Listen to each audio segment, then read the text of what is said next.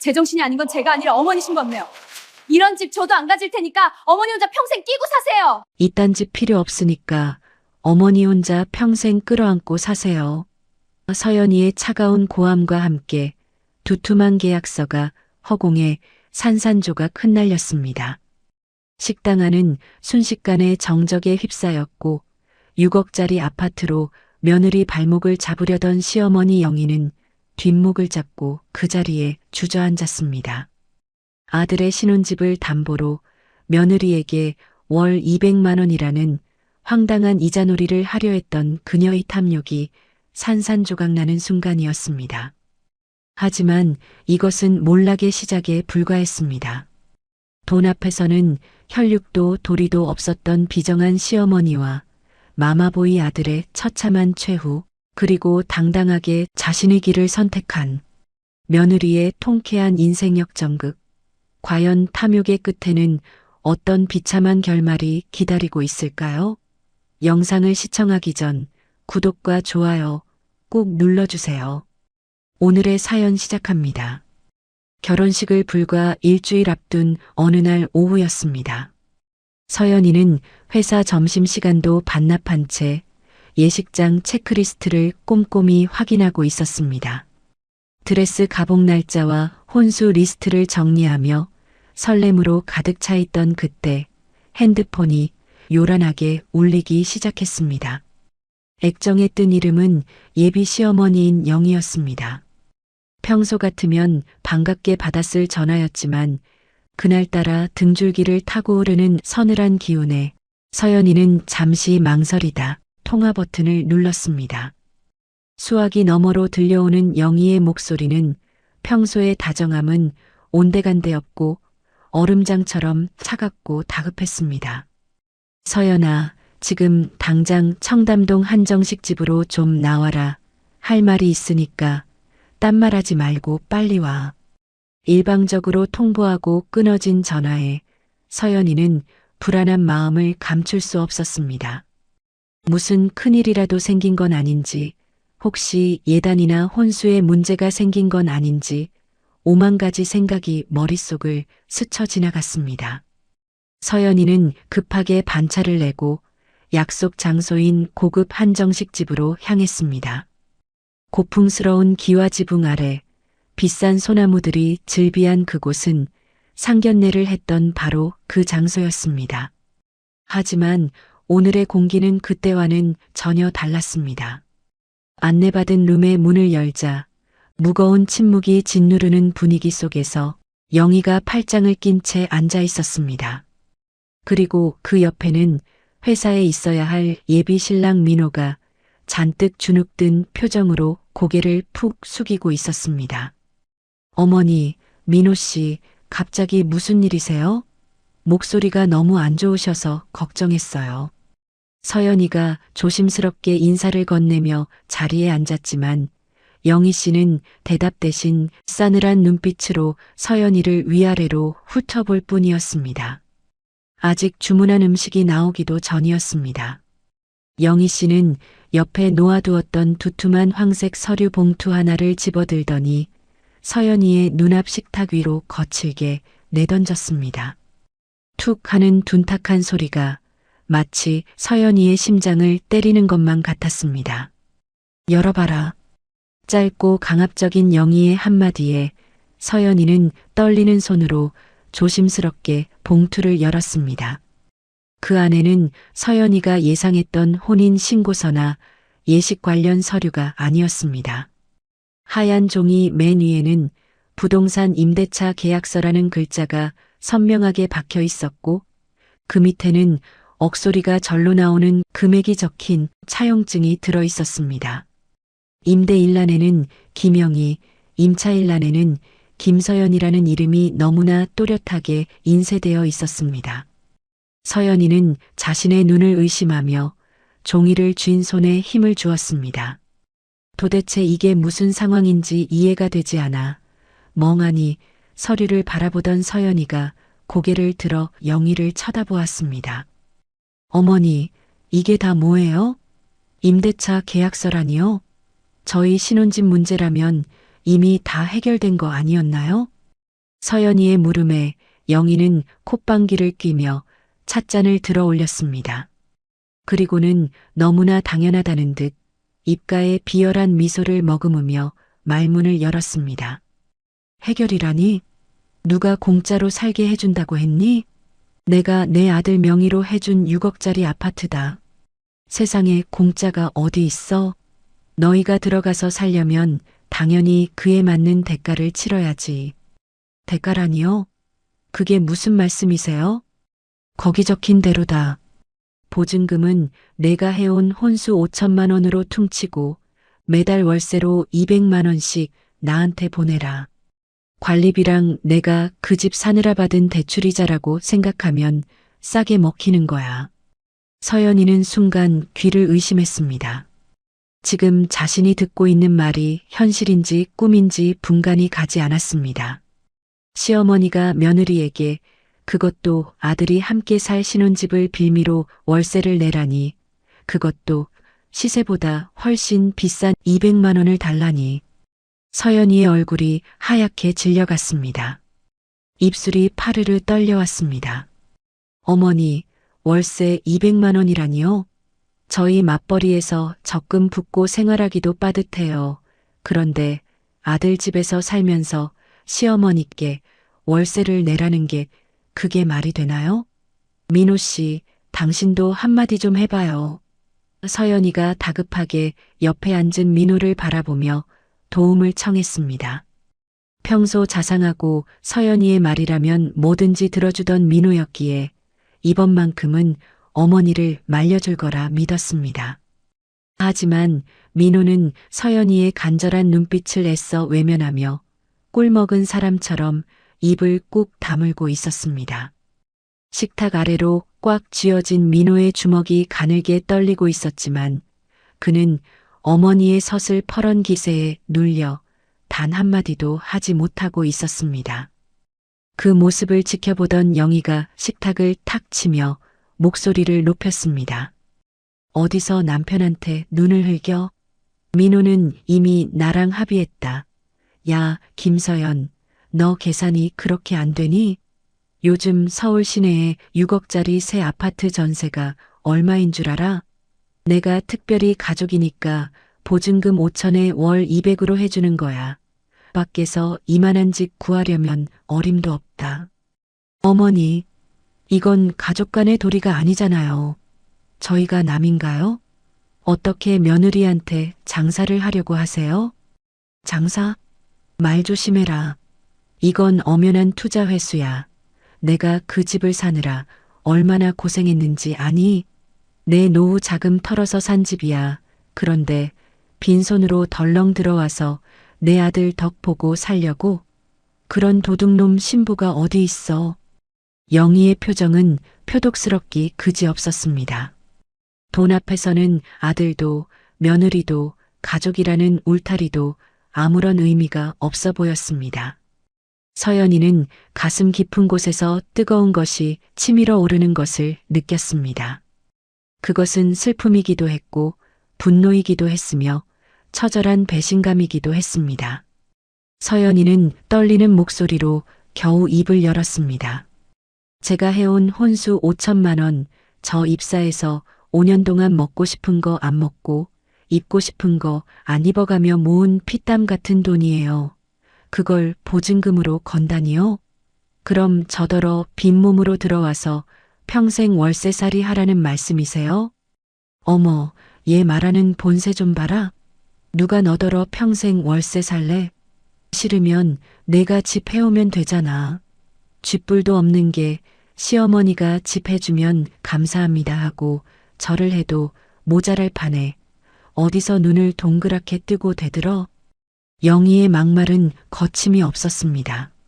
서연이는 이 상황이 도저히 믿기지 않아 다시 한번 민호를 쳐다보았습니다. 제발 뭐라고 말 좀 해보라고, 이게 아니라고 말해달라고 눈빛으로 애원했습니다. 그제야 민호가 쭈뼛거리며 고개를 들었습니다. 하지만 그의 입에서 나온 말은 서연이의 가슴에 비수를 꽂는 한마디였습니다. 서연아, 그냥 엄마 하자는 대로 하자. 응? 우리 형편에 이만한 집 구하기 힘든 거 알잖아. 나중에 내가 엄마 잘 설득해서 월세 좀 깎아볼게. 일단 계약서 쓰고 결혼식부터 올리자. 식장이 코앞인데 이제 와서 어쩔 거야? 서연이의 눈동자가 심하게 흔들렸습니다. 자신이 평생 믿고 의지하려 했던 남자가 고작 엄마 치마폭에 쌓여 아무것도 결정하지 못하는 어린애에 불과했다는 사실에 하늘이 무너져 내리는 듯한 절망감을 느꼈습니다. 서연이의 눈에서 참았던 눈물이 툭 하고 떨어졌습니다. 민호 씨, 지금 그게 할 소리야? 당신 정말 이 계약서에 동의한다는 거야? 나한테 미안하지도 않아? 아니, 내 말은 그게 아니라 엄마가 저렇게 완강하시잖아. 나도 중간에서 입장이 곤란해. 그러니까 내가 좀 져드려라. 며느리가 시어머니한테 월세 좀 드리는 게 뭐 그렇게 큰일이라고 그래. 민호의 비겁한 변명에 서연이는 말문이 막혔습니다. 이 남자는 자신을 사랑한 게 아니라 그저 엄마 말을 잘 듣는 착한 인형이 필요했던 것일까. 서연이가 아무 말도 못하고 멍하니 앉아있자 영희가 기세등등하게 쐐기를 박았습니다. 들었지? 내 아들도 그러자잖아. 잔말 말고 여기 도장 찍어. 싫으면 관두든가. 내 아들 좋다고 줄 선 여자가 한 트럭이다. 너처럼 가진 거 없이 몸만 오겠다는 애랑 결혼시켜주는 것만 해도 감지덕지해야지. 영희는 거기서 멈추지 않았습니다. 서연이의 침묵을 굴복으로 받아들인 듯 더욱 모욕적인 언사를 쏟아내기 시작했습니다. 서연이의 부모님 이야기까지 꺼내며 선을 넘고 말았습니다. 내 부모가 너한테 가르친 게 고작 이거냐? 없이 사는 집안이라 그런지 경제관념이 아주 꽝이구나. 딸 자식 시집 보내면서 집 한 채도 못 해주는 무능력한 부모 밑에서 컸으면 눈치라도 빨라야지. 어디서 꼬박꼬박 말대꾸야? 내 부모가 불쌍해서 내가 걷어주는 셈 칠 테니까 조용히 도장 찍어. 그 순간 서연이의 머릿속에서 무언가가 툭 하고 끊어지는 소리가 들렸습니다. 자신의 자존심을 짓밟는 건 참을 수 있어도 평생 성실하게 살아오신 부모님을 모욕하는 건 도저히 참을 수 없었습니다. 서연이의 눈빛이 순식간에 차갑게 변했습니다. 더 이상 예전의 순종적이고 착한 며느리 서연이가 아니었습니다. 서연이는 자리에서 벌떡 일어났습니다. 의자가 뒤로 밀리며 끼익하는 날카로운 소음을 냈지만 서연이는 아랑곳하지 않았습니다. 서연이는 식탁 위에 놓인 임대차 계약서와 차용증을 양손으로 집어들었습니다. 그리고 영희의 눈을 똑바로 응시하며 서늘한 목소리로 말했습니다. 어머니, 아니, 김영희 씨 말씀 다 하셨어요? 뭐, 김영희 씨? 너 지금 시어머니 이름 부른 거니? 이게 미쳤나? 영희가 깜짝 놀라 눈을 부릅떴지만 서연이는 멈추지 않았습니다. 서연이의 손에 들린 종이가 팽팽하게 당겨졌습니다.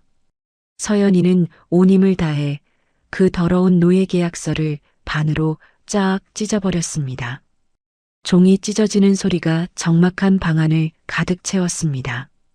영희와 민호는 너무 놀라 입을 다물지 못한 채 그 광경을 멍하니 바라볼 뿐이었습니다.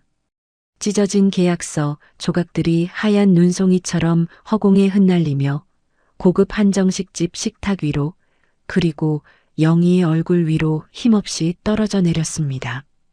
그 적막한 순간 식당 안에 있던 다른 손님들의 시선이 일제히 영희의 테이블로 꽂혔습니다.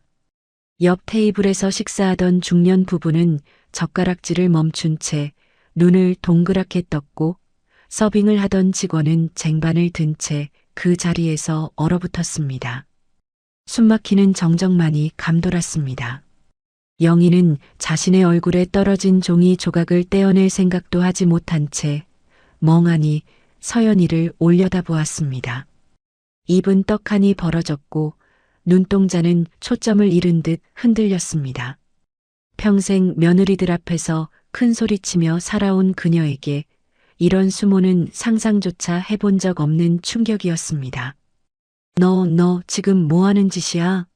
감히 시어머니 면전에서 계약서를 찢어? 내가 제정신이니? 영희가 간신히 정신을 차리고 떨리는 목소리로 소리쳤습니다.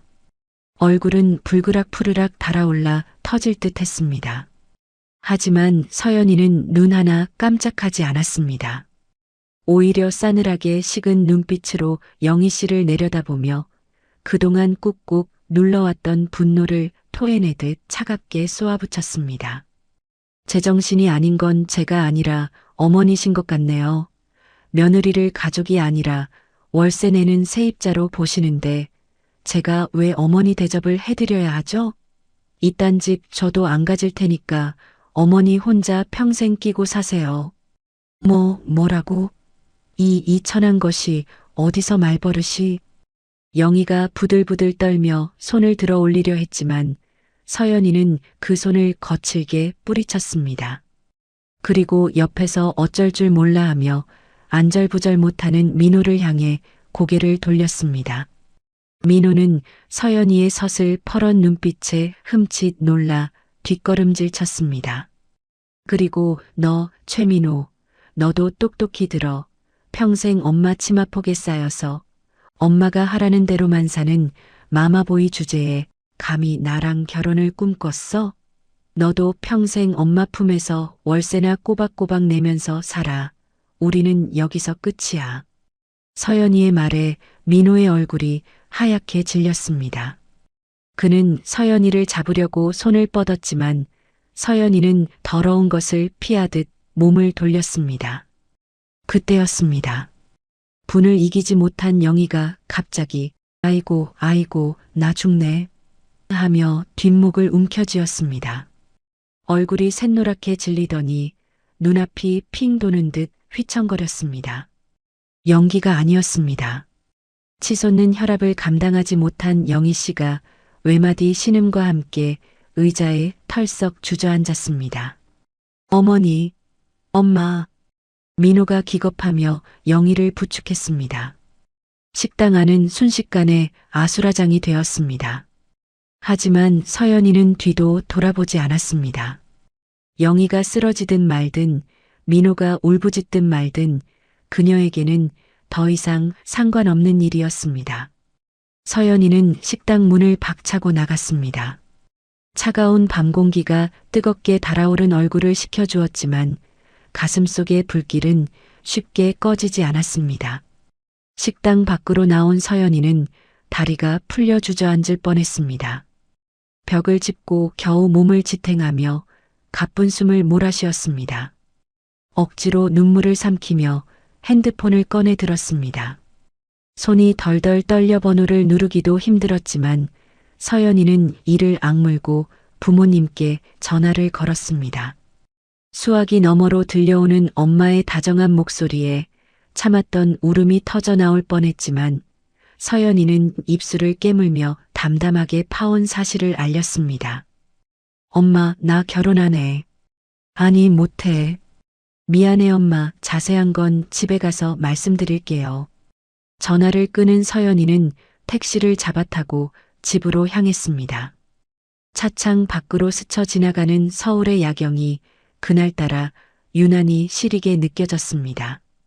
한편 식당에 남겨진 민호는 쓰러진 어머니를 수습하느라 정신이 없었습니다. 영희는 다행히 큰 병은 아니었지만 극심한 스트레스로 인한 일시적인 쇼크 상태였습니다. 정신이 든 영희는 병원 침대에 누워서도 분을 사귀지 못하고 고래고래 악을 썼습니다.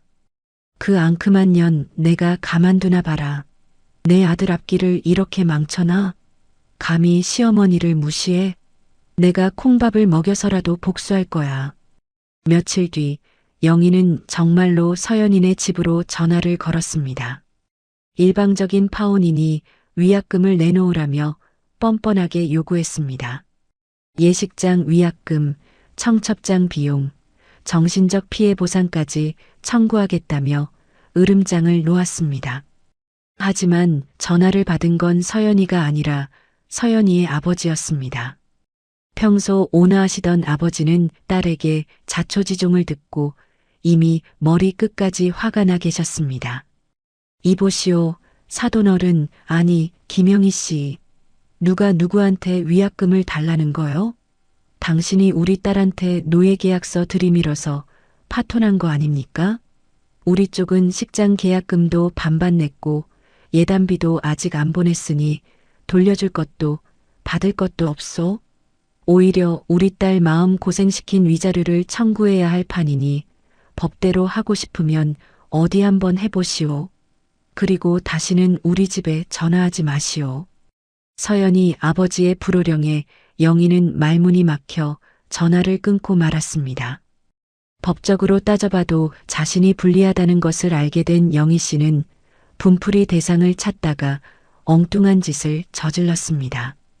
동네방네 서연이가 예의 없고 돈만 밝히는 며느리라며 흉을 보고 다니기 시작한 것입니다.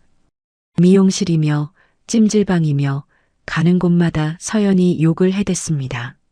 아유, 말도 마세요. 우리 며느리 될 뻔했던 애 걔가 아주 여우예요. 여우, 시어머니한테 월세 내라고 했다고 계약서를 찍고 나갔다니까요. 돈이 없어서 몸만 오겠다는 걸 내가 걷어주려고 했는데 은혜를 원수로 갚지 뭐예요. 하지만 사람들은 영희의 말을 곧이 듣지 않았습니다. 오히려 수군거리며 영희를 비난했습니다. 어머, 자기 아들 집에 며느리더러 월세를 내라고 했대? 세상에 며느리가 불쌍하네. 그러게 요즘 세상에 그런 시어머니가 어디 있어? 아들 장사하려다 망신만 당했네 그려. 영희의 험담은 부메랑이 되어 돌아왔습니다.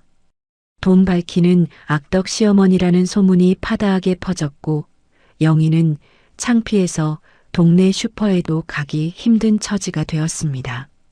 본전도 못 찾고 망신만 톡톡히 당한 셈이었습니다. 서연이는 파혼의 충격으로 며칠을 알아누웠습니다.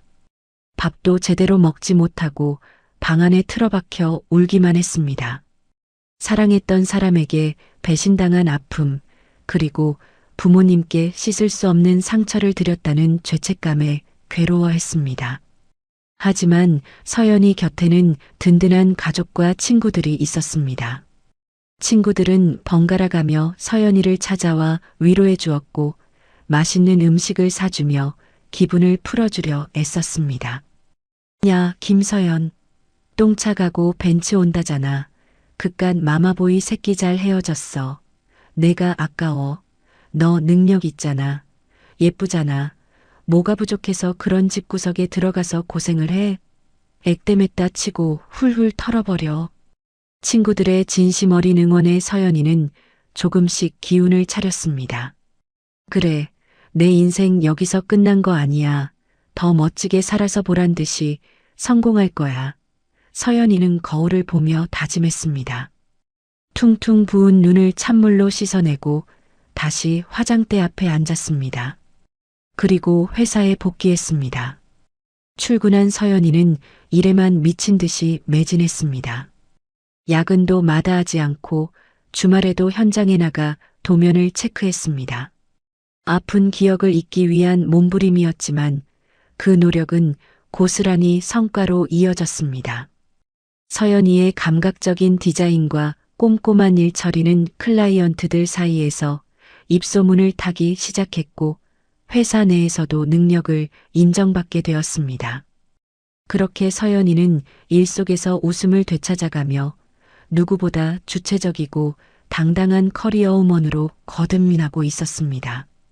하지만 운명의 수레바퀴는 서연이를 그냥 두지 않았습니다. 그녀에게 전혀 예상치 못한 새로운 인연이 다가오고 있었습니다. 계절이 2번 바뀌어 어느덧 찬바람이 불기 시작했습니다. 파혼의 아픔을 일로 승화시킨 서연이의 노력은 헛되지 않았습니다. 그녀는 회사 창립 이래 최대 규모의 프로젝트인 강남의 오래된 빌딩을 복합문화 공간으로 탈바꿈시키는 대규모 건물 개조 작업의 총괄 팀장을 맡게 되었습니다. 밤낮 없이 도면과 씨름하고 현장을 누비며 서연이는 점차 예전의 활기를 되찾아가고 있었습니다. 어느 날 오후 서연이는 리모델링 공사가 한창인 현장을 방문했습니다. 안전모를 쓰고 꼼꼼하게 마감재를 체크하던 서연이의 눈에 한 중년 여성이 들어왔습니다. 작업복 차림의 수수한 모습으로 현장 한 구석에서 빗자루질을 하고 있는 여성이었습니다. 서연이는 현장 청소부 아주머니라고 생각하고 다가가서 공손하게 인사를 건넸습니다. 안녕하세요. 고생 많으십니다. 먼지가 많이 날리는데 마스크 꼭 쓰세요. 서연이는 주머니에서 여분의 마스크를 꺼내 건넸습니다. 여성은 잠시 빗자루질을 멈추고 서연이를 빤히 쳐다보더니 인자한 미소를 지으며 마스크를 받아들였습니다. 아유, 고마워요. 팀장님, 젊은 사람이 마음씨도 곱네. 일도 야무지게 잘한다고 소문이 자자하던데 얼굴 보니 그 말이 딱 맞네. 여성의 칭찬에 서연이는 쑥스러운 듯 웃으며 다시 업무로 돌아갔습니다. 며칠 뒤 서연이는 건축주와의 미팅을 위해 회의실로 들어갔습니다. 그런데 그곳에는 놀랍게도 며칠 전 현장에서 빗자루질을 하던 그 여성이 말끔한 정장 차림으로 앉아 있었습니다. 그녀가 바로 이 건물의 소유주이자 부동산 업계에 숨은 큰손인 명자 씨였습니다. 서연이는 너무 놀라 입을 다물지 못했습니다. 어머, 저기 그때 현장에서 호호 놀랐지? 내가 현장 돌아가는 걸 직접 봐야 직성이 풀리는 성격이라서 가끔 그렇게 몰래 둘러보곤 해. 팀장님이 나한테 마스크 줄 때 참 따뜻한 사람이다 싶었어. 명자 씨는 호탕하게 웃으며 서연이의 긴장을 풀어주었습니다. 명자 씨는 자수성가한 사업가답게 카리스마가 넘쳤지만 동시에 아랫사람을 하대하지 않고 배려하는 따뜻한 성품의 소유자였습니다. 서연이의 꼼꼼하고 성실한 일 처리는 명자 씨의 마음을 사로잡기에 충분했습니다. 업무가 끝난 후에도 명자 씨는 종종 서연이를 개인적인 식사 자리에 초대하며 친분을 쌓아갔습니다. 어느 저녁 명자가 서연이를 자신의 단골집인 허름하지만 맛있는 국밥집으로 데려갔습니다. 뜨끈한 국밥을 앞에 두고 두 사람은 이런저런 이야기를 나누었습니다. 명자 씨의 편안한 분위기에 이끌려 서연이는 누구에게도 쉽게 꺼내지 못했던 자신의 파혼 이야기를 조심스럽게 털어놓게 되었습니다. 사실 저 얼마 전에 파혼했어요. 시어머니 되실 분이 무리한 요구를 하셔서 많이 힘들었는데 일하면서 잊으려고 노력 중이에요. 서연이의 고백을 듣던 명자의 눈시울이 붉어졌습니다. 그녀는 숟가락을 내려놓고 서연이의 손을 꼭 잡아주었습니다. 아이고, 저런 어린 것이 마음고생이 얼마나 심했을꼬. 잘했어. 정말 잘했어. 그런 집구석에 들어가서 고생하느니 차라리 일찍 끝낸 게 100번 1000번 잘한 거야. 서연 씨는 복 받은 거야. 더 좋은 사람 만나려고 액땜한 거지. 명자는 마치 친딸의 일처럼 안타까워하며 진심으로 서연이를 위로해 주었습니다. 서연이는 명자의 따뜻한 위로에 그동안 참아왔던 눈물이 핑 돌았습니다. 친정 엄마에게도 차마 다 말하지 못했던 아픔을 명자 앞에서는 털어놓을 수 있을 것 같았습니다. 그날 이후 명자는 서연이를 더욱 각별하게 챙겼습니다. 서연 씨, 나한테 아들이 하나 있는데 말이야. 유학 갔다가 얼마 전에 들어와서 내 일을 돕고 있어. 참 착하고 성실한 앤데 서연 씨 같은 며느리 얻으면 소원이 없겠네. 명자는 넌지시 아들 이야기를 꺼내며 서연이의 의중을 살폈습니다. 서연이는 지난 상처 때문에 남자를 만나는 것이 두려워 손사래를 쳤지만 명자는 포기하지 않았습니다. 부담 갖지 말고 그냥 편하게 밥이나 한번 먹어봐. 내 아들이라서가 아니라 진짜 괜찮은 놈이야. 내가 보증할게. 명자의 간곡한 부탁과 진심 어린 조언에 서연이도 조금씩 마음의 문을 열기 시작했습니다. 그래, 저분의 아들이라면 적어도 나쁜 사람은 아닐 거야. 서연이는 용기를 내어 만남을 수락했습니다. 드디어 약속한 날이 되었습니다. 약속 장소인 카페에 도착한 서연이는 긴장된 마음으로 문을 열었습니다. 창가 자리에 앉아있던 남자가 서연이를 보고 자리에서 일어났습니다. 훤칠한 키에 선한 인상을 가진 준우였습니다. 안녕하세요. 김서연 씨 맞으시죠? 어머니께 말씀 많이 들었습니다. 만나 뵙게 되어 영광입니다. 준우는 정중하게 고개를 숙이며 인사했습니다. 그의 목소리는 차분하고 부드러웠습니다. 서연이는 준우의 예의 바른 태도에 첫 인상부터 호감을 느꼈습니다. 두 사람은 커피를 마시며 대화를 나누었습니다. 준우는 명자를 닮아 소탈하고 배려심이 깊었습니다. 일에 대한 열정도 서연이 못지않았고 대화가 통하는 부분이 많았습니다. 어머니께서 서연 씨 칭찬을 입이 마르도록 하셨어요. 일도 잘하시고 마음씨도 곱다고요. 실제로 뵈니까 어머니 말씀이 과장이 아니었네요. 준우의 솔직하고 담백한 화법에 서연이는 쑥스러우면서도 기분이 좋았습니다. 준우 또한 당당하고 자신의 일에 자부심을 가진 서연이의 모습에 첫눈에 반했습니다. 두 사람은 서로의 아픔과 가치관을 공유하며 조심스럽게 연인 사이로 발전해 나갔습니다. 준우는 서연이가 파혼의 상처로 인해 사랑을 두려워한다는 것을 알고 서두르지 않고 묵묵히 그녀의 곁을 지켜주었습니다. 한편 그 시각 민호네 집 분위기는 살얼음판이었습니다. 민호는 어머니 영희의 성화에 못 이겨 몇 번의 선자리에 나갔지만 번번이 퇴짜를 맞았습니다. 영희의 까다로운 조건과 마마보이 같은 민호의 태도에 질린 상대방 여자들이 만남을 거절했기 때문입니다. 아니, 이것들이 눈이 삐었나? 내 아들이 어디가 어때서? 서울 시내에 6억짜리 아파트 해오는 남자가 흔한 줄 알아? 영희는 분통을 터뜨리며 전화기를 집어던졌습니다. 하지만 속이 타들어가는 건 어쩔 수 없었습니다. 아들의 나이는 차오르고 좋은 혼처는 나타나지 않으니 초조해지기 시작했습니다. 그때 영희의 머릿속에 서연이가 떠올랐습니다. 싹싹하고 야무졌던 서연이, 게다가 5천만 원이라는 혼수까지 해오겠다고 했던 서연이가 아쉬워지기 시작했습니다. 그래, 걔만한 애가 없었어. 내가 그때 너무 심하게 굴었나? 다시 잘 구슬리면 넘어오지 않을까? 영희 씨는 뻔뻔하게도 다시 서연이에게 연락을 취해보려 했습니다.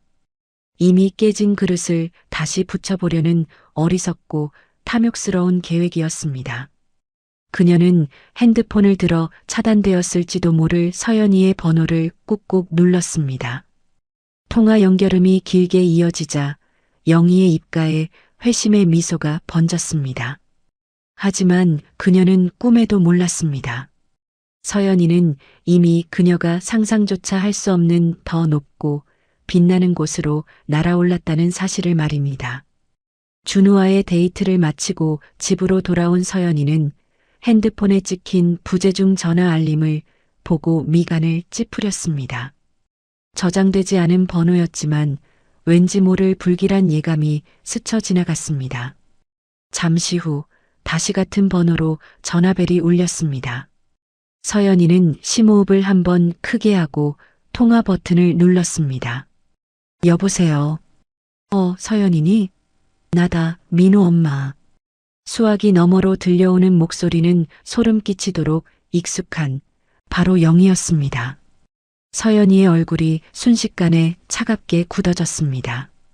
파혼한 지 1년이 다 되어가는 시점에 그것도 온갖 악담을 퍼붓고 헤어진 시어머니가 무슨 낯짝으로 전화를 한 건지 이해할 수 없었습니다.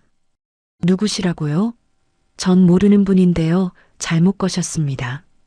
서연이가 쌀쌀맞게 대꾸하며 전화를 끊으려 하자 영희 씨가 다급하게 소리쳤습니다. 아, 아니, 서연아. 잠깐만. 내 목소리 잊어버린 거니? 나야, 나. 아, 네, 김영희 씨요. 기억납니다. 근데 무슨 일로 전화하셨죠? 저희 볼 일 다 끝난 걸로 아는데요. 아유, 얘가 섭섭하게 왜 그래. 지난번엔 내가 좀 실수를 했어. 너도 알다시피 내가 갱년기라 감정 조절이 잘 안 되어 그랬던 거야. 우리 민호가 아직 너 못 잊고 힘들어해. 너도 아직 혼자라며? 내가 생각해 봤는데 월세 200은 좀 심했지? 그래, 100만 원으로 깎아줄게. 보증금도 3천만 받으마. 이 정도면 파격적인 거야. 다시 와서 우리 민호랑 잘해봐. 응?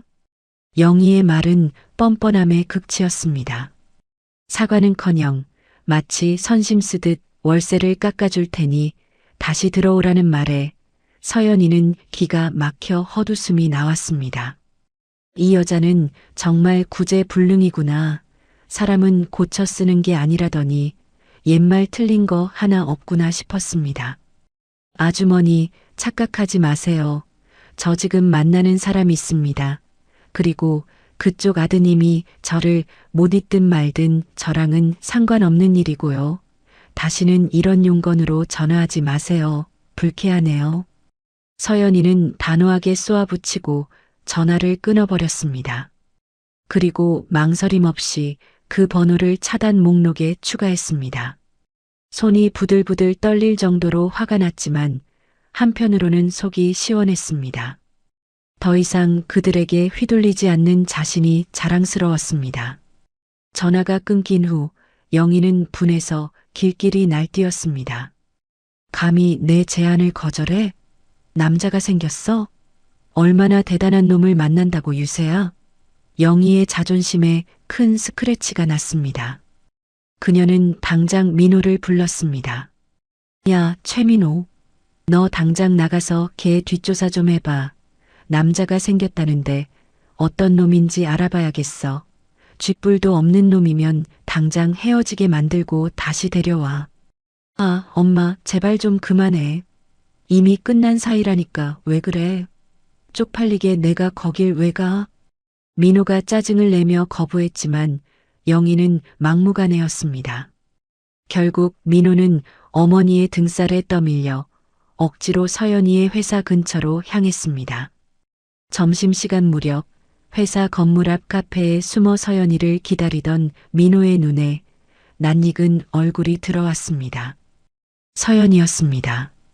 그런데 그녀는 혼자가 아니었습니다. 훤칠한 키에 세련된 정장을 입은 남자와 함께였습니다. 바로 준우였습니다. 서연이와 준우는 서로를 바라보며 환하게 웃고 있었습니다. 서연이의 얼굴에는 민호와 만날 때는 한 번도 보지 못했던 편안함과 행복함이 가득했습니다. 민호는 가슴 한구석이 욱신거리는 것을 느꼈습니다. 그때 준우가 서연이의 어깨를 감싸 안으며 주차되어 있던 차로 이끌었습니다. 민호는 그 차를 보고 입이 떡 벌어졌습니다. 국내에 몇 대 없다는 최고급 외제차였습니다. 저 차는 내가 평생 월급을 모아도 못 살 차잖아. 저 남자는 도대체 뭐 하는 놈이야? 민호는 충격과 함께 찌질한 질투심에 휩싸였습니다. 자신이 서연이에게 해준 거라곤 어머니의 횡포를 방관한 것뿐이었는데 서연이는 자신보다 훨씬 능력 있고 멋진 남자를 만나 행복해하고 있었습니다.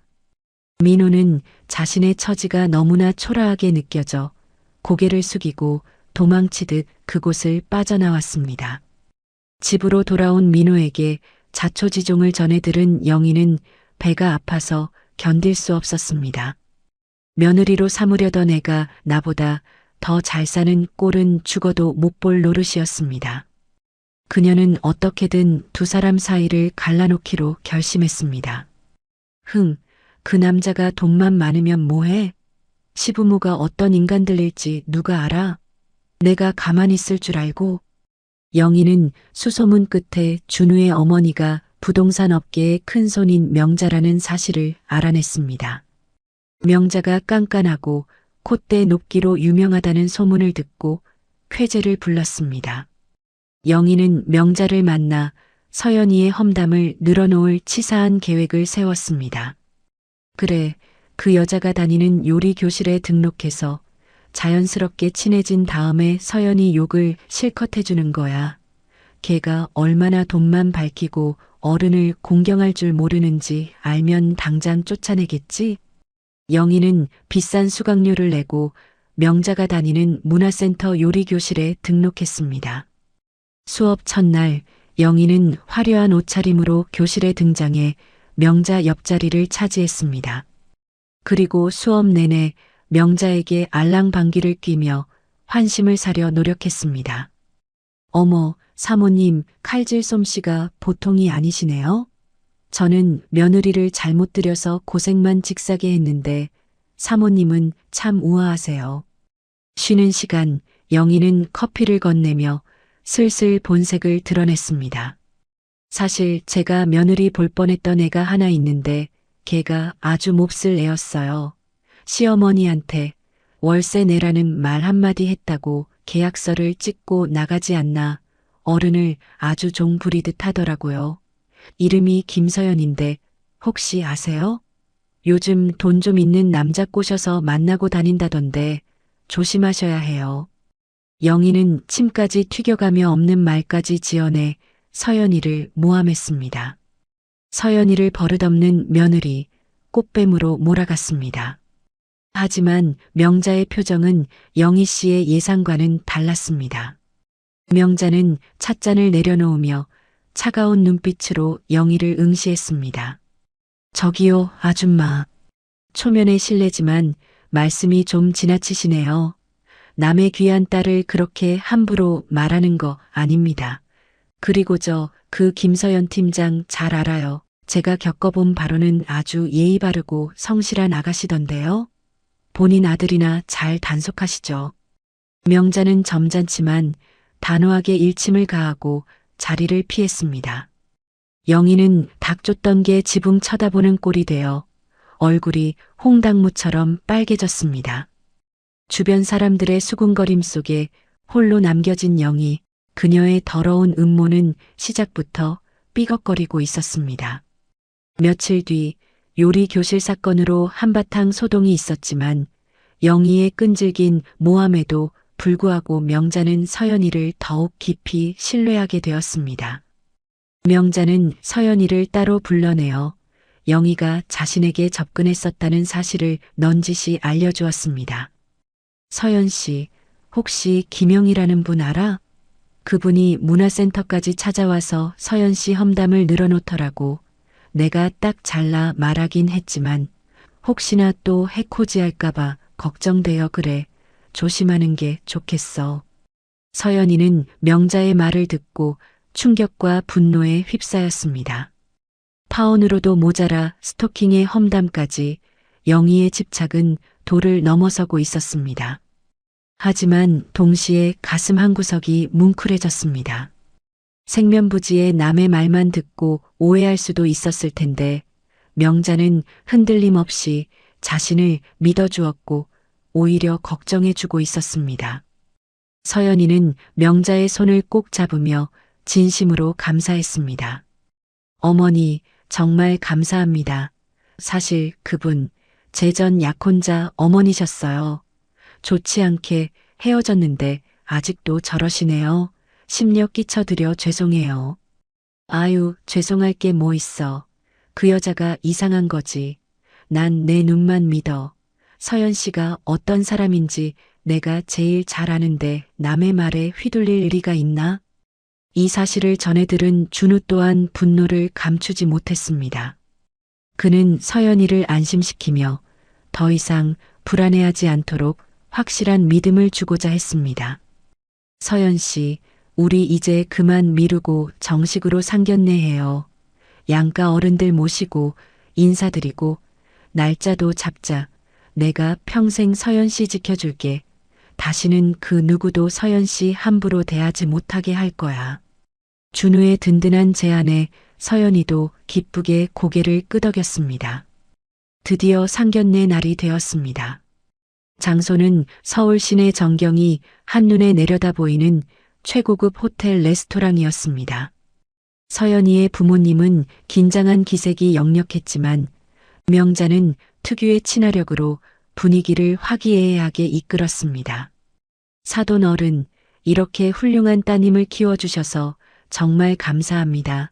서연이가 일도 얼마나 야무지게 하는지 몰라요. 제 아들이 복이 많아서 이런 짝을 만났네요. 명자는 서연이 부모님에게 진심 어린 예우를 갖추어 대접했습니다. 혼수나 예단은 일절 필요 없으며 두 사람이 행복하게 사는 것만이 가장 큰 선물이라고 거듭 강조했습니다. 서연이의 부모님은 명자와 준우의 인품에 감동하여 두 사람의 결혼을 흔쾌히 허락했습니다. 상견례는 웃음꽃이 피는 가운데 성공적으로 마무리되었습니다. 반면 영인의 집은 초상집 분위기였습니다. 명자에게 망신만 당하고 쫓겨난 영인은 서연이가 훨씬 더 좋은 집안, 그것도 자신이 그토록 부러워했던 명자의 며느리가 된다는 소식에 화병이 나서 몸져눕고 말았습니다. 아이고, 배 아파라, 아이고, 분해라. 내가 그년 복을 발로 찼구나. 6억짜리 아파트가 아니라 60억짜리 빌딩을 가져올 며느리였는데 영희는 이불을 뒤집어 쓰고 며칠간 끙끙 앓았습니다. 밥도 먹지 않고 천장만 바라보며 신세 한탄을 했습니다. 민호는 아픈 어머니를 위해 죽을 끓여다 바치면서도 한숨만 푹푹 내쉬었습니다. 그 역시 뒤늦게 밀려오는 후회에 괴로워했습니다. 서연이를 잡지 못한 자신의 우유부단함이 원망스러웠고 어머니의 욕심 때문에 사랑하는 여자를 놓쳤다는 사실이 뼈저리게 아팠습니다. 그는 매일 밤 술로 쓰린 속을 달래야만 했습니다. 드디어 서연이와 준우의 결혼식 날이 밝았습니다. 식장은 발 디딜 틈 없이 하객들로 붐볐습니다. 명자의 인맥 덕분에 정재계 인사들까지 참석하여 성대한 결혼식이 치러졌습니다. 순백의 웨딩드레스를 입은 서연이는 그 누구보다 아름다웠고 턱시도를 입은 준우는 듬직했습니다. 두 사람은 많은 사람들의 축복 속에서 영원한 사랑을 맹세했습니다.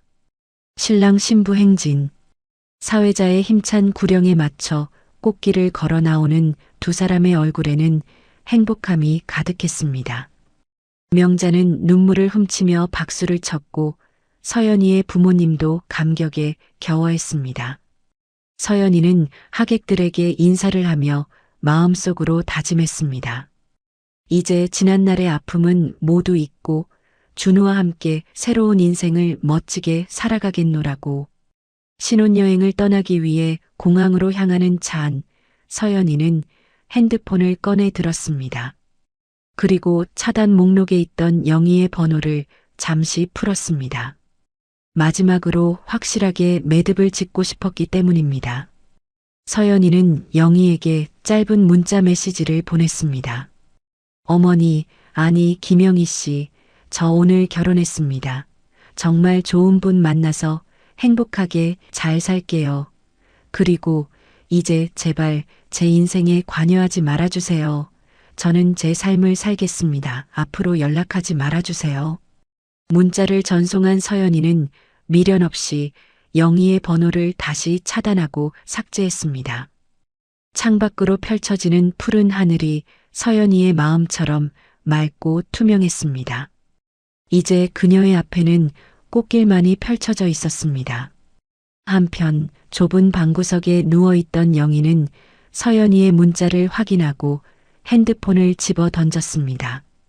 이 독한 년, 끝까지 나를 먹이는구나. 영희는 분노에 차소리를 질렀지만 공허한 메아리만 돌아올 뿐이었습니다. 이미 서연이는 그녀가 닿을 수 없는 저 높은 곳으로 날아가 버린 뒤였습니다. 영희는 찢어지는 가슴을 부여잡고 통곡했습니다. 탐욕이 부른 비참한 결말이었습니다. 서연이가 행복한 신혼생활을 만끽하는 동안 1년이라는 시간이 훌쩍 지났습니다. 명자의 전폭적인 지지와 본인의 뛰어난 능력으로 서연이는 자신의 이름을 건 인테리어 디자인 회사를 창업했습니다.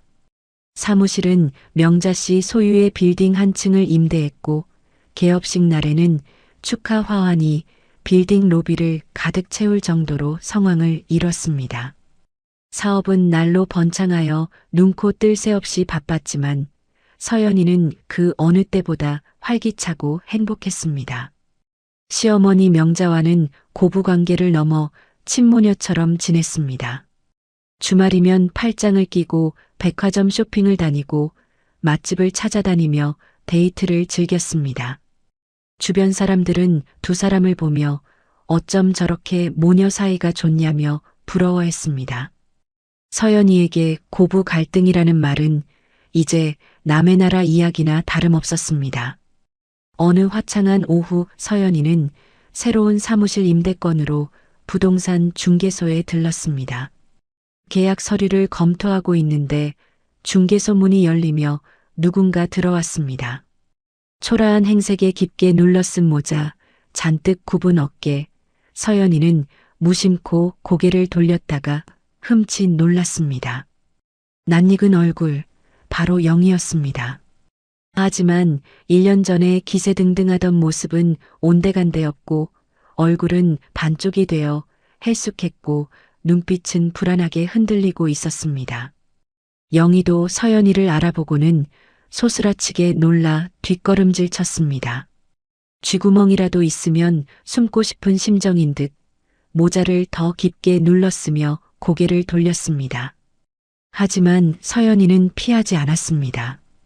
오히려 당당하게 자리에서 일어나 영희에게 다가갔습니다. 오랜만이네요. 잘 지내셨어요? 서연이의 차분한 인사에 영희는 어쩔 줄 몰라 하며 우물쭈물했습니다.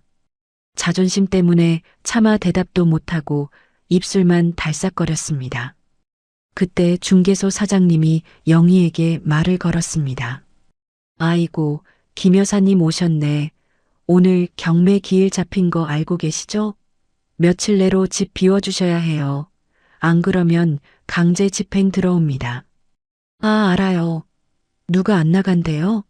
조금만 시간을 더 달라고 사정 좀 봐달라는 거지. 영희가 신경질적으로 대꾸했지만 목소리에는 힘이 없었습니다. 서연이는 그제야 상황을 파악했습니다. 영희가 자랑하던 그 6억짜리 아파트가 경매로 넘어갈 위기에 처한 것이었습니다.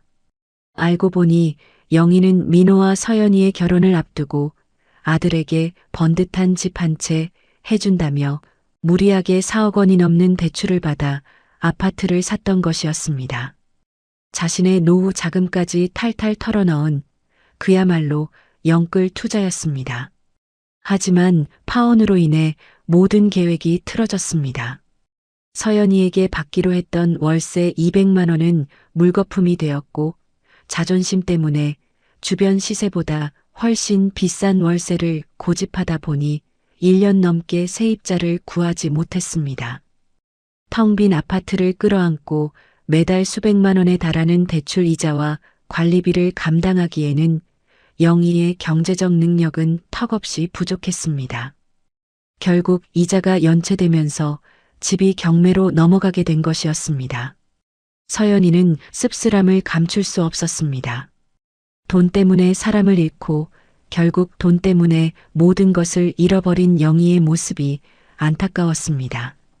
서연이는 지갑에서 명함 한 장을 꺼내 영희에게 내밀었습니다. 혹시 법적으로 도움 필요하시면 연락해 보세요. 제가 아는 유능한 변호사님이에요. 무료 상담도 해주시니까. 하지만 영희는 서연이의 손을 거칠게 쳐냈습니다. 명함이 바닥으로 힘없이 떨어졌습니다. 됐어. 내가 뭔데 나를 동정해? 나 거지 아니야. 내 일은 내가 알아서 해. 내 도움 따위 필요 없어. 영희는 악을 쓰며 소리쳤지만 눈에는 그렁그렁 눈물이 맺혀 있었습니다. 서연이의 세련되고 여유로운 모습과 초라한 자신의 처지가 비교되어 견딜 수 없는 비참함을 느꼈기 때문입니다. 끝까지 자존심을 세우려는 영희의 모습에 서연이는 더 이상 할 말이 없었습니다. 그래요. 그럼 알아서 잘 해결하세요. 서연이는 바닥에 떨어진 명함을 주워 휴지통에 버렸습니다. 그리고 미련 없이 뒤돌아서서 자신의 고급 승용차에 올랐습니다. 차창 밖으로 보이는 영희는 중개소 사장님에게 쫓겨나듯 밖으로 밀려나고 있었습니다. 거리에 홀로 남겨진 영희 씨의 뒷모습이 한없이 작고 초라해 보였습니다. 집으로 돌아온 영희는 텅 빈 아파트 거실에 주저앉았습니다. 가구 하나 없이 썰렁한 집안에는 냉기만이 감돌았습니다. 영희는 무릎을 감싸 안고 흐느껴 울기 시작했습니다. 지난날 서연이에게 했던 모진 말들이 비수가 되어 가슴을 찔렀습니다. 내가 미쳤지. 내가 미쳤어. 그때 욕심 부리지 말걸. 그냥 며느리로 받아줄걸. 뒤늦은 후회였지만 이미 엎질러진 물이었습니다. 영희의 눈물이 차가운 마룻바닥을 적셨습니다. 밖에는 어둠이 내려앉고 있었고 영희의 앞날은 칠흑 같은 어둠 속에 갇혀버렸습니다. 결국 우려하던 일은 현실이 되었습니다. 경매 절차가 속전속결로 진행되면서 영희와 민호는 살던 아파트에서 쫓겨나고 말았습니다. 손에 쥔 돈은 경매 잔금을 치르고 남은 푼돈이 전부였습니다. 서울 시내에서는 전셋집조차 구할 수 없는 돈이었습니다. 두 사람은 도심에서 한참 벗어난 변두리의 낡은 다세대 주택, 그것도 반지하 월세방으로 이사를 가야만 했습니다. 이사 첫날 곰팡이 냄새가 코를 찌르는 좁은 방에 짐을 푼 민호는 참았던 울분을 터뜨렸습니다. 엄마, 이게 뭐야? 내가 엄마 때문에 인생 망쳤어. 그 좋은 아파트 날려먹고 이게 뭐냐고. 야, 이 녀석아, 그게 왜 내 탓이야? 너 장가 보내려다 이렇게 된 거 아니냐? 내가 서연이만 잘 잡았어도 이런 일 없었어. 누가 잡지 말랬어? 엄마가 월세 내라고 쫓아낸 거잖아. 엄마 욕심 때문에 다 망친 거라고. 모자는 서로를 탓하며 고래고래 소리를 질렀습니다. 얇은 벽 너머로 이웃집에서 시끄럽다고 벽을 쿵쿵 치는 소리가 들려왔지만 두 사람의 싸움은 멈추지 않았습니다. 가난이 문을 열고 들어오자 행복은 창문 밖으로 도망친다는 말이 딱 맞았습니다. 영희는 믿었던 아들마저 자신을 비난하자 억장이 무너졌습니다. 화려했던 지난날이 주마등처럼 스쳐 지나갔습니다. 백화점을 제집 드나들듯 하고 친구들에게 밥을 사며 떵떵거렸던 시절은 이제 꿈만 같았습니다. 영희는 우울증에 시달리며 하루하루 말라갔습니다. 그러던 어느 날 영희는 길거리에서 폐지를 줍는 노인을 보았습니다. 허리가 굽은 채 리어카를 힘겹게 끄는 노인의 모습에서 낯익은 얼굴을 발견했습니다. 옛날에 함께 계모임을 하던 친구였습니다. 사업이 망했다는 소식은 들었지만 저렇게까지 비참하게 살 줄은 몰랐습니다. 영희는 덜컥 겁이 났습니다. 저 노인의 모습이 자신의 미래인 것만 같아 소름이 끼쳤습니다. 나도 저렇게 되면 어떡하지? 아니야, 난 저렇게는 못 살아. 살 길이 막막해진 영희는 지푸라기라도 잡는 심정으로 핸드폰을 꺼내 들었습니다. 체면도 버린 채 서연이에게 전화를 걸어 도움을 요청해 보기로 했습니다. 손가락이 떨렸지만 자존심보다 생존 본능이 앞섰습니다. 제발, 제발 받아라 서연아. 하지만 수화기 너머에서는 차가운 기계음만이 들려왔습니다. 지금 거신 번호는 없는 번호이거나 서연이가 번호를 바꾼 것인지 아니면 차단된 것인지 알 수 없었지만 영희에게 돌아오는 대답은 없었습니다. 영희는 절망감에 휩싸여 핸드폰을 떨어뜨렸습니다. 이제 그녀를 도와줄 사람은 세상 어디에도 없었습니다. 한편 서연이네 집에는 경사가 났습니다. 결혼 1년 만에 서연이가 임신을 하게 된 것입니다. 임신 테스트기의 두 줄을 확인한 순간 서연이와 준우는 서로를 끌어안고 기쁨의 눈물을 흘렸습니다. 소식을 들은 명자 씨는 한달음에 달려와 서연이를 안아주었습니다. 아이고, 우리 며느리 장하다. 고생했다. 정말 고생했어. 이제 몸 조심하고 맛있는 거 많이 먹어야 해. 친정 부모님도 뛸 듯이 기뻐하며 축하해 주었습니다. 양가 집안은 축제 분위기였습니다. 명자 씨는 서연이에게 두툼한 통장 하나를 건넸습니다. 이거 받아. 우리 손주 태어나면 쓰라고 미리 주는 용돈이야. 부담 갖지 말고 받아둬. 통장에 찍힌 금액은 서연이가 상상도 못할 만큼 큰 액수였습니다. 서연이는 손사래를 쳤지만 명자는 막무가내였습니다. 어머니, 마음만 받을게요. 이건 너무 커요. 아니야, 받아. 내 손주한테 주는 건데 왜 내가 거절해? 정 부담스러우면 나중에 좋은 일에 쓰든가. 서연이는 감사한 마음으로 통장을 받았습니다. 그리고 준우와 상의 끝에 받은 사랑을 사회에 환원하기로 결심했습니다. 미혼모 시설에 기부하여 홀로 아이를 키우는 엄마들에게 작은 희망을 전하고 싶었습니다. 명자도 서연이의 뜻을 적극적으로 지지해 주었습니다. 역시 내 며느리야 생각하는 것도 참 깊어. 그래, 그렇게 하자. 서연이의 기부 소식은 언론을 통해 보도되었습니다. 성공한 여성사업가, 미혼모 시설에 통 큰 기부라는 제목으로 뉴스가 나갔습니다. 좁은 월세방에서 TV를 보던 영희 씨는 뉴스 화면에 나온 서연이의 환한 미소를 보고 멍하니 입을 벌렸습니다. 저게 서연이라고? 정말 서연이가 맞아? TV 속 서연이는 누구보다 행복하고 당당해 보였습니다. 명자와 준우가 옆에서 흐뭇하게 바라보는 모습도 함께 비쳤습니다. 영희는 그제야 자신이 얼마나 큰 복을 제 발로 찾는지 뼈저리게 깨달았습니다. 서연이는 단순히 돈만 버는 며느리가 아니라 마음까지 부자인 진정한 보석이었습니다. 영희는 가슴을 치며 통곡했습니다. 내가 눈이 삐었지. 내가 미쳤어. 저런 며느리를 쫓아내고 이 꼴로 살다니. 영희의 울음소리가 좁은 방 안을 가득 메웠지만 후회해도 소용없는 일이었습니다. 시간은 되돌릴 수 없었고 잃어버린 기회는 다시 오지 않았습니다. 시간은 흐르고 흘러 어느덧 서연이는 건강한 아들을 출산했습니다. 아이의 울음소리가 집안 가득 울려 퍼지자 온 가족의 얼굴에는 웃음꽃이 피었습니다. 서연이는 일과 육아를 병행하며 눈코 뜰 새 없이 바빴지만 그 어느 때보다 충만한 행복을 느꼈습니다.